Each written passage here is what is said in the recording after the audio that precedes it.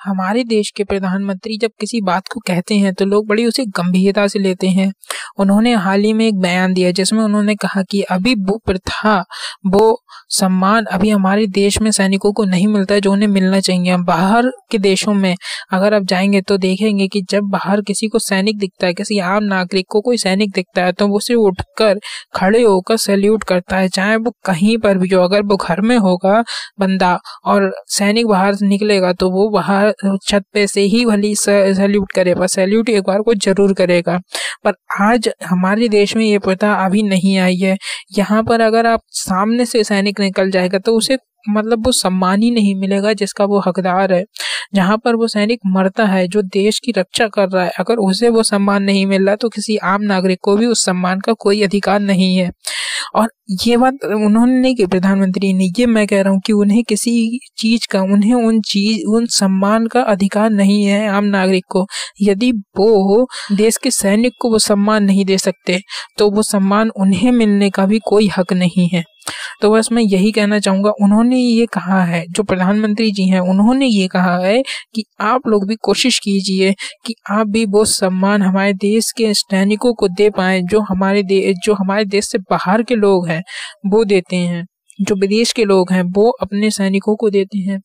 पर यहाँ पर ये सुविधा मेरे अंदाज से तो नहीं चल सकती, क्योंकि यहाँ के नागरिक जो है ना वो जागरूक नहीं है। बाहर के देश के लोग समझते हैं कि उनके सैनिकों का मोल क्या है, उनके सैनिक कितने ज्यादा इंपॉर्टेंट हैं उनके देश के लिए। पर यहाँ पर अगर कोई सैनिक मर जाता है तो कहा जाता है कि काहे की मृत्यु भाई, उन्हें तो मरने के पैसे दिए जाते थे। एक सैनिक आया मरकर तो उसके लिए कर्नाटक के मुख्यमंत्री से कहा गया कि भाई इसे श्रद्धांजलि दे दो, अंतिम समय है इसका, इसको श्रद्धांजलि दे दो। तो उन्होंने कहा जवाब दिया जानते हैं आप, उन्होंने कहा, ये अभी की नहीं पहले की बात है, उन्होंने कहा कि इसको मरने के पैसे मिलते थे, इसको श्रद्धांजलि किस बात की दी जाए, इसको तो सरकार पैसे देती थी वो भी मरने के। अगर मैं आपको लाखों रुपए दूं, लाखों छोड़िए करोड़ों रुपए दूं, क्या आप मर सकते हैं? कोई नहीं मर सकता मेरे भाई। यार ये हमारे देश के प्रधानमंत्री ने कहा है कि सैनिकों को उनका सम्मान मिलना चाहिए, और लोग इस बात को समझते नहीं हैं और अपनी ही चलाते हैं कि उन्हें काहे के पैसे, उनको तो सरकार मरने के पैसे देती थी। अरे हम तुम्हें अगर करोड़ों रुपए दे दें तो क्या तुम मर लोगे? उन्हें तो चंद हजार रुपए ही मिलते हैं, 30,000 40,000।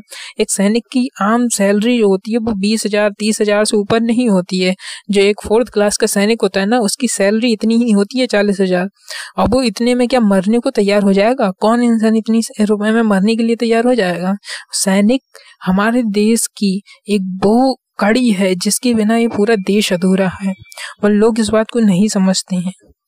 और ये वीडियो इसी पर आधारित है। मिलते हैं अगली वीडियो में, तब तक के लिए नमस्ते नमस्कार, जय हिंद, वंदे मातरम। दुनिया में कई देशों में परंपरा है, अभी वो परंपरा हमारे देश में पनपी नहीं है, लेकिन वो पनप ऐसी है, हम कर सकते हैं।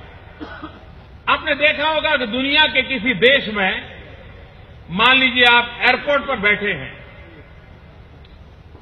सैकड़ों मुसाफिर बैठे होते हैं एयरपोर्ट पे, और अगर फौज के 2-4 जवान यूनिफॉर्म में वहां से निकलते हैं तो एयरपोर्ट पर बैठे हुए सारे नागरिक खड़े हो जाते हैं, तालियों से उनका अभिनंदन करते हैं और वो अपने रास्ते पर चलते रहते हैं, अपने जो जहाज में जाना है चले जाते हैं। रेलवे में कहीं दिखाई दिए तो वहां के देश के नागरिक उनको देखते ही खड़े होते हैं, तालियां बजाते हैं, उनका गौरव गान करते हैं। क्या हम हमारे देश में धीरे धीरे ये स्वभाव बना सकते हैं क्या? मेरे फौज के लोग जाते हो कहीं भी, हर समय युद्ध के समय उनको याद करें वो ठीक नहीं है। 24 घंटे उनके प्रति हमारे मन में आदर रहना चाहिए, उनके प्रति भक्ति भाव रहना चाहिए। क्या आप लोग कभी भी इस प्रकार के फौजियों को आते जाते देखेंगे तो तालियों की गड़ाहट से उनका सम्मान करेंगे? भूल तो नहीं जाएंगे? चीजें छोटी होती हैं, लेकिन सामान्य जीवन पर और खास करके फौजी के जीवन पर इसका बहुत बड़ा प्रभाव होता है।